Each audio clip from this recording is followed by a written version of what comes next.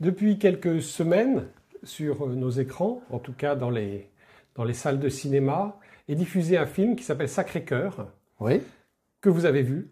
oui, je suis Alors, allé voir samedi. voilà, moi j'ai pas encore eu l'occasion de le voir. Il faut dire que il était Donc prévu on est lundi 13 octobre et je suis voilà, allé voir samedi, voilà. samedi 11 après-midi. Il était prévu à la projection dans quelques salles et suite au succès qu'il rencontre, il continue à être diffusé et demandé par de nombreuses salles en province.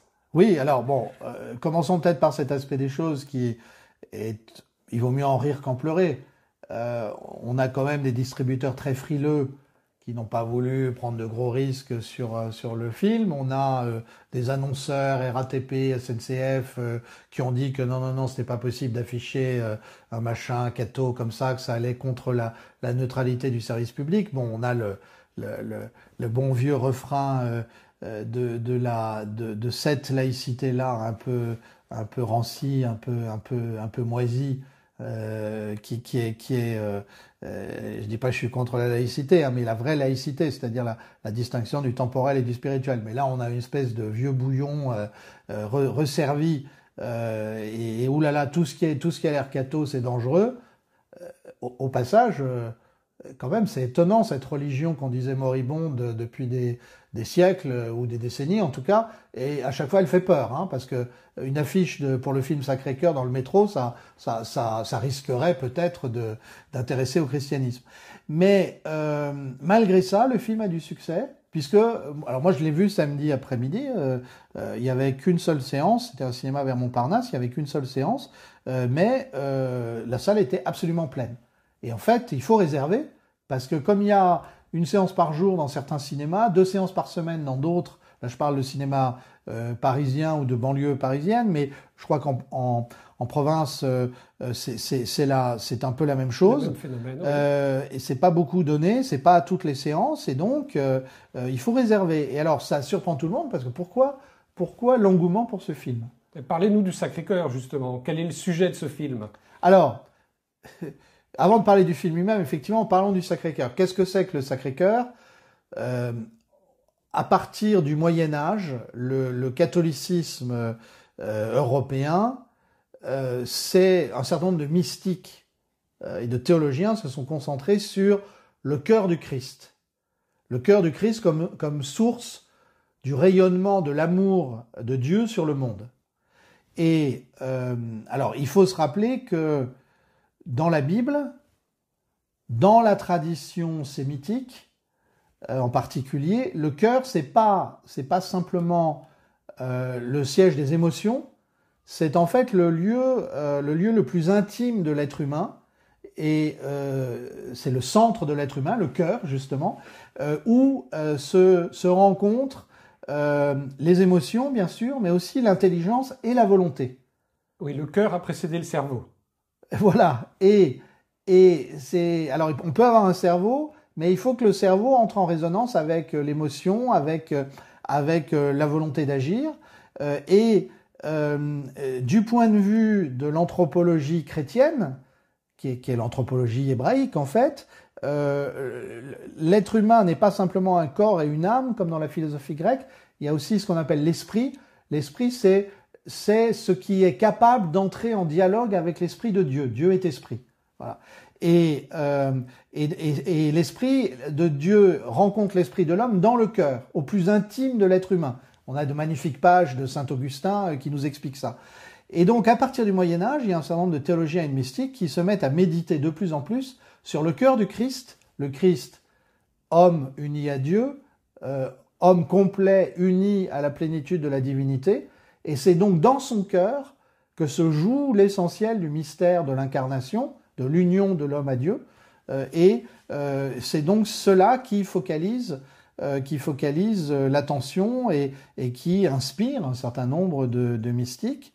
Et puis au XVIIe siècle, à la fin du XVIe siècle, au début du XVIIe siècle, vous avez une grande figure de sainteté qui est François de Sales, Saint François de Sales, évêque de Genève et d'Annecy, et qui écrit un gigantesque traité de l'amour de Dieu, et qui crée un ordre qui s'appelle l'ordre de la Visitation. Ce sont des religieuses, précisément, dont l'imitation des vertus de la Vierge Marie, la mère du Christ, est centrée sur l'amour de Dieu, et François de Sales et la fondatrice de la Visitation, Sainte Jeanne de Chantal, mettent en avant le cœur du Christ comme le foyer de l'amour divin. Et Sainte Marguerite Marie, qui est l'héroïne du film Sacré-Cœur, c'est une religieuse de cet ordre, créée par Saint François de Sales et Sainte Jeanne de Chantal, l'ordre de la Visitation. Alors parlez-nous de ces apparitions et qu'est-ce qu'elles apportent de nouveau par rapport à ce qu'on savait déjà. Est-ce que vous venez de nous expliciter? Alors, ce qu'on voit ce qui est le point de départ du film, c'est effectivement le fait que cette religieuse visitandine, qui est dans un monastère, un couvent à Paray-le-Monial en Bourgogne, entre 1673 et 1689, elle a, selon ses dires, selon ce qu'elle a déclaré à son confesseur et à sa mère supérieure, ce qu'elle a raconté par écrit, elle aurait eu une trentaine d'échanges avec le Christ, mais fondés sur des visions du Christ réelles, comme je vous vois là, en chair et en os, et lui montrant son cœur, et ce cœur qui a tant aimé les hommes et qui n'a récolté ou qui ne récolte que de l'ingratitude. Et alors, comme tous les grands mystiques, elle est très méfiante. Est-ce que c'est des hallucinations? Est-ce que c'est des phénomènes qui seraient liés à des troubles psychologiques, etc. Donc elle raconte tout ça à son confesseur, à sa mère supérieure, qui l'encourage à fixer par écrit. Et petit à petit, on voit élaborer une doctrine dans ce dialogue avec le Christ, une doctrine qui est celle du cœur de Jésus, le cœur aimant, qui va devenir ensuite le cœur sacré, puisque c'est le cœur très saint, en fait, ça veut dire le cœur très saint de Jésus, qui devient le point focal de la méditation sur l'amour de Dieu pour les hommes, et qui se joue d'abord dans la personne du Christ. Alors, qu'est-ce que ce film peut apporter à des chrétiens, ou à des athées, ou à des gens qui s'interrogent? Alors, le film, il est fondé d'une part sur l'histoire de Sainte Marguerite Marie et l'évocation de Paray-le-Monial, l'évocation de cette tradition dans laquelle elle se situe, cette histoire qui est une très belle histoire d'amour, en fait, hein, entre elle et le Christ, et à tel point qu'il y a à un moment, elle a une expérience mystique qui est celle, le Christ a pris son cœur pour le plonger dans le sien, et quand elle retrouve la conscience de son cœur, elle a quelque chose qui la brûle, parce que c'est non seulement l'amour de Dieu et des hommes, mais c'est aussi la souffrance devant le refus que l'homme peut opposer à Dieu. Et donc, c'est le point de départ. Et donc, tout le film est fondé sur le paradoxe de trajet contemporain, on va dire, de conversion contemporaine, de gens de toutes conditions, de tout âge, hommes et femmes, qui se sont trouvés à un moment confrontés au message de Paray-le-Monial, et dont la vie a été bouleversée, sans du tout qu'ils s'y attendent. Et donc, on a une jeune femme, ancienne espoir du football féminin, devenue orthophoniste et qui était largement agnostique, sinon athée, et qui a découvert le message de Paray-le-Monial. On a l'histoire d'un couple où la femme était plus fervente, plus croyante, et qui s'est soudé encore plus parce que le mari a découvert le message de Paray-le-Monial. On a un chanteur franco-mexicain dont le père avait abandonné la famille, et qui a découvert le message, etc. Et ce sont des parcours attachants. On a un dealer de banlieue aussi qui est allé à Paray-le-Monial et en roulant les mécaniques, et qui est reparti après s'être confessé, et qui aujourd'hui est un fervent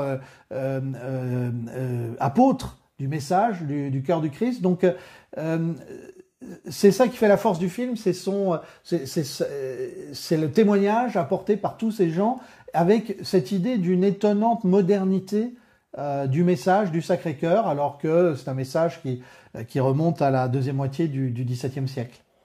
Il ne nous reste donc plus qu'à aller voir ce film et à nous laisser brûler par l'amour du Christ. Si vous êtes chrétien, ça vous aidera à voir où vous en êtes, en termes de ferveur, en termes effectivement de vie chrétienne. Et si vous n'êtes pas chrétien, ça peut vous paraître curieux dans les premières images ou pendant les premières 20 minutes du film, mais allez-y parce que vous en ressortirez avec une meilleure compréhension du fait que le christianisme, c'est pas un système philosophique, c'est pas un système d'idées, c'est pas une aide au développement personnel, c'est d'abord la rencontre entre des personnes, soi-même et le Christ, qui est une personne qui a existé, qui a souffert, qui est mort, qui est ressuscité, et qui veut cette rencontre interpersonnelle, qui est une rencontre fondée sur l'amour.